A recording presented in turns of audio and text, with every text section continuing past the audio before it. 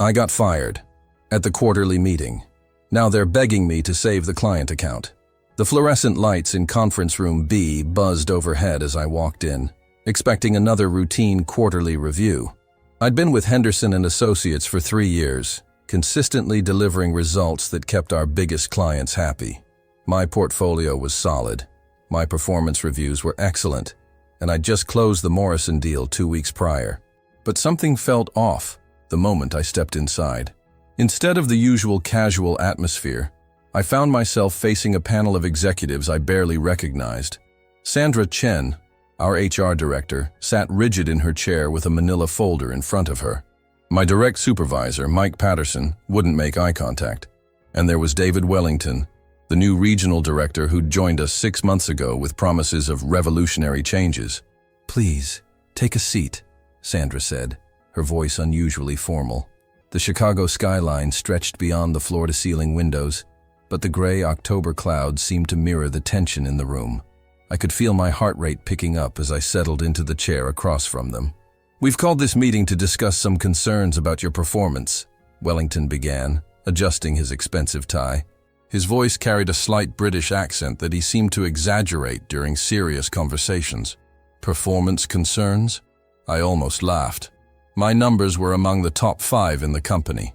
The Morrison client had specifically requested to work with me again on their expansion project. "I'm sorry. What concerns exactly?"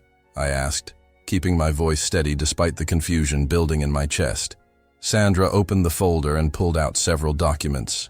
"We've received feedback suggesting that your communication style has been problematic.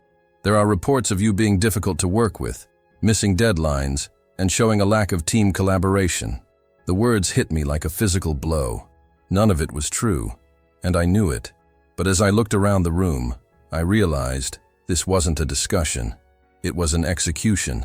"These allegations are completely false," I said, my voice gaining strength. "I can provide documentation of every project I've completed, every deadline I've met, and testimonials from clients who've specifically praised my communication and collaboration." Wellington leaned forward, his cold blue eyes fixed on mine. "Unfortunately, the decision has already been made. We're terminating your employment effective immediately." The room fell silent except for the hum of the air conditioning. Outside, I could see people walking along the sidewalk, completely unaware that my world was crumbling 30 floors above them. "This is about the Morrison account, isn't it?" I said, the pieces suddenly clicking together. "You want to reassign it to someone else?" Mike finally looked up, guilt written across his face. He'd been my mentor when I started here, had recommended me for promotions, had praised my work just last month. "The Morrison account will be transitioned to David's team," Sandra confirmed, sliding a severance package across the table. "You have 15 minutes to clear out your personal belongings. Security will escort you out." I stared at the envelope, my hands trembling slightly. 3 years of my life, countless late nights, missed dinners with friends, weekends spent perfecting presentations, all reduced to a manila envelope and a security escort. "The Morrison account generates 40% of this office's revenue," I said quietly, "and James Morrison specifically requested me as his primary contact. You're making a mistake." Wellington's smile was cold and calculated. "I'm sure we'll manage just fine without you."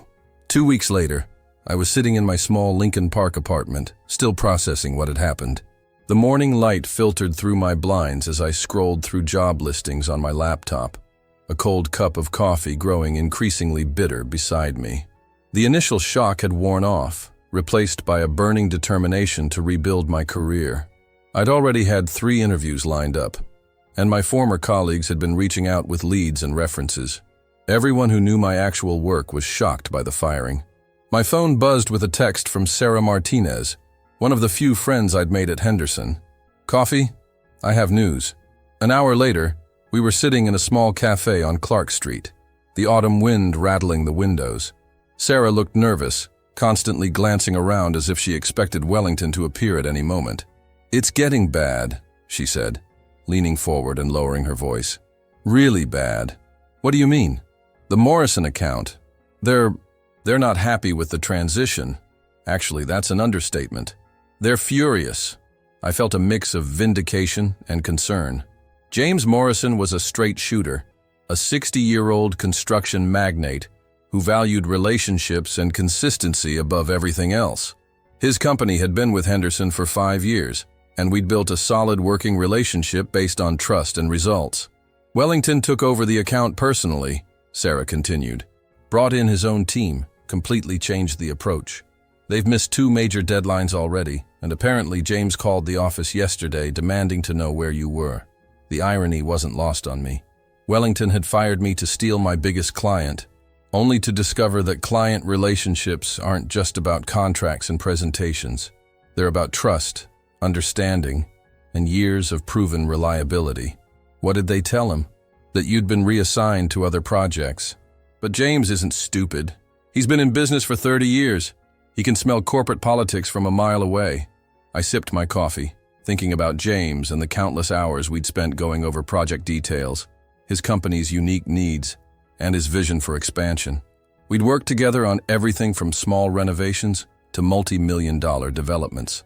There's more, Sarah said, her voice barely above a whisper. I heard Wellington and Sandra arguing yesterday. The Morrison contract is up for renewal next month, and James is threatening to walk. That hit me hard. The Morrison Group wasn't just any client. They were Henderson's anchor client. Their contract was worth millions annually, and losing them would mean layoffs, budget cuts, and possibly office closures. I shouldn't be telling you this, Sarah continued, but I thought you should know, especially since... She hesitated. Since what? Since Wellington's been bad-mouthing you to other clients, trying to cover his tracks by making it seem like the problem started with you. Anger flashed through me, hot and immediate. It was one thing to fire me unfairly, but actively sabotaging my reputation was crossing a line I couldn't ignore. I've been documenting everything, I said quietly. Every project, every client interaction, every success. If this gets ugly, I'll be ready. Sarah nodded, understanding. Just be careful. Wellington has connections and he's not above playing dirty. As I walked home through the crisp Chicago afternoon, I couldn't shake the feeling that this was just the beginning. Wellington had made a calculated move to steal my client and eliminate what he saw as competition. But he'd underestimated both James Morrison's loyalty and my own determination to set the record straight. 3 weeks after that conversation with Sarah, my phone rang at 7:30 a.m. on a Tuesday. I was in the middle of my morning run along the lakefront, the November wind cutting through my jacket as I paused to check the caller ID, Henderson and Associates. I almost declined the call, but curiosity got the better of me. I ducked into a coffee shop on Lakeshore Drive and answered. Hello? Is this... The voice was unfamiliar, nervous. Is this the person who used to handle the Morrison Group account? Who is this? My name is Jennifer Walsh. I'm David Wellington's assistant. I'm calling because we have a situation, and frankly, we need your help. The irony was staggering. 3 weeks ago, they'd escorted me out of the building like a criminal. Now they were calling for help. I'm listening. Jennifer's voice was shaking slightly. The Morrison Group fired us yesterday. They terminated their contract effective immediately. James Morrison called Mr. Wellington personally and said, and I quote, "Your company has become incompetent and unreliable since you got rid of the one person who actually understood our business." I found myself smiling, despite the situation. James Morrison was nothing, if not direct. "That's unfortunate," I said, keeping my voice neutral. "But I'm not sure why you're calling me.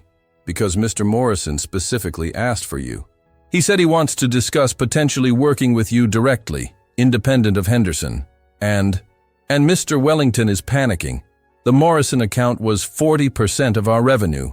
The pieces were falling into place. Wellington had bet everything on his ability to manage the relationship himself, and he'd lost spectacularly. Now he was facing the consequences of his arrogance and poor judgment. "What exactly are you asking me to do?" There was a long pause. I could hear office noise in the background, phones ringing, conversations, the general buzz of a company in crisis mode. "Mr. Wellington wants to meet with you. Today, if possible. He's willing to discuss compensation for your assistance in salvaging the relationship." Compensation? I couldn't help but laugh. 3 weeks ago, he fired me and had security escort me out. Now he wants to pay me to fix his mistakes. I understand how this must sound, Jennifer said quietly, but the entire office is at risk. If we lose Morrison, there will be layoffs. People will lose their jobs because of this. That gave me pause. Whatever I thought of Wellington, there were good people at Henderson who didn't deserve to suffer for his incompetence. Sarah, Mike, dozens of others who were just trying to do their jobs. I'll consider it, I said finally, but I have conditions. Anything. First, I want a full apology and acknowledgement that my termination was unjustified. Second, I want complete transparency about why I was really fired. And third, any assistance I provide will be as an independent consultant at my rates, not as an employee. Jennifer was quiet for a moment. I'll relay your terms to Mr. Wellington. Can you be here at 2 o'clock this afternoon? I'll be there. After hanging up, I stood in the coffee shop, watching the morning commuters hurry past on the sidewalk. The irony of the situation wasn't lost on me. Wellington had tried to destroy my career to advance his own, and now he needed me to save his. But more than that, I realized this was an opportunity, not just for vindication, but to demonstrate my value and potentially launch my own consulting business. James Morrison had already expressed interest in working with me directly. Other clients might follow. As I walked back toward my apartment to prepare for the meeting, I felt a sense of clarity I hadn't experienced in weeks. Sometimes the best revenge isn't revenge at all. It's simply being so good at what you do that your enemies have no choice but to come crawling back. At exactly 2 o'clock, I walked into the Henderson & Associates lobby, wearing my best suit and carrying a leather portfolio filled with documentation of every project I'd ever worked on. The same security guard who'd escorted me out 3 weeks earlier now nodded respectfully and handed me a visitor's badge. The elevator ride to the 30th floor felt like ascending to a battlefield. When the doors opened, I could see the tension immediately. People were whispering in clusters, phones were ringing constantly, and there was an undercurrent of panic that I'd never experienced during my 3 years here. Jennifer Walsh met me at the elevator, a young woman in her mid-20s who looked like she hadn't slept in days. "Thank you for coming," she said, leading me toward Wellington's corner office. "I should warn you, it's been intense since the Morrison Group pulled their contract." Through the glass walls, I could see Wellington pacing behind his desk, his usually perfect appearance disheveled. His tie was loose, his shirt wrinkled, and his hair looked like he'd been running his hands through it repeatedly. Sarah Martinez caught my eye from across the floor and gave me a subtle thumbs up. Word had clearly spread that I was here, and the expressions on my former colleagues' faces ranged from curiosity to barely concealed satisfaction. "He's ready for you," Jennifer said, knocking on Wellington's door. When I entered, Wellington looked up with an expression I'd never seen from him before, desperation mixed with wounded pride. The arrogant executive who'd fired me was gone, replaced by someone who clearly understood that his career was hanging by a thread. "Thank you for coming," he said, gesturing to a chair across from his desk. "I suppose you've heard about our situation with the Morrison Group." "I have." I sat down and placed my portfolio on my lap. "I understand they've terminated their contract." Wellington's jaw tightened. James Morrison made some very harsh comments about the transition. "He seems to believe that letting you go was a mistake." "And what do you believe?" The question hung in the air between us. Wellington looked out the window at the Chicago skyline, his reflection pale in the glass. "I believe," he said slowly, "that I may have acted too hastily in restructuring the account management team." It wasn't an apology, but it was as close as I was going to get from someone like him. "James Morrison called me this morning," I said, watching Wellington's face carefully. "He wants to discuss working with me directly, as an independent consultant." The color drained from Wellington's face. "That would be problematic for both of us. Non-compete clauses, legal complications?" "Actually, no." I opened my portfolio and pulled out a copy of my employment contract. I had my lawyer review the terms. Since I was terminated without cause, the non-compete clause is void. I'm free to work with any client I choose. Wellington sank into his chair. "What do you want?" "First, I want you to call a staff meeting and publicly acknowledge that my termination was unjustified. Second, I want you to stop spreading lies about my performance to other clients. And third, I want you to write a letter of recommendation that accurately reflects my contributions to this company.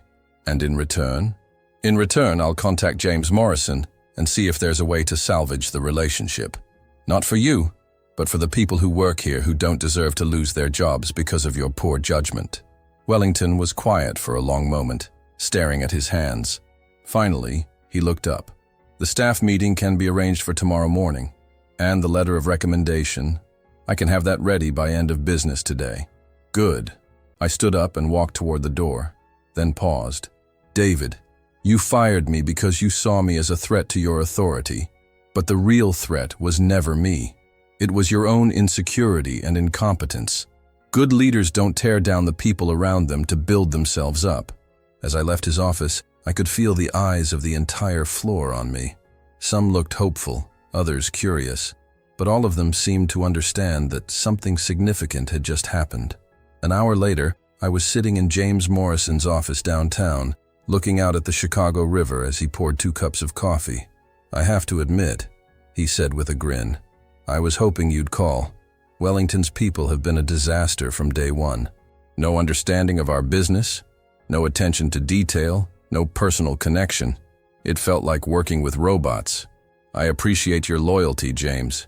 It means more than you know. So, what's your plan? Going back to Henderson?" I shook my head.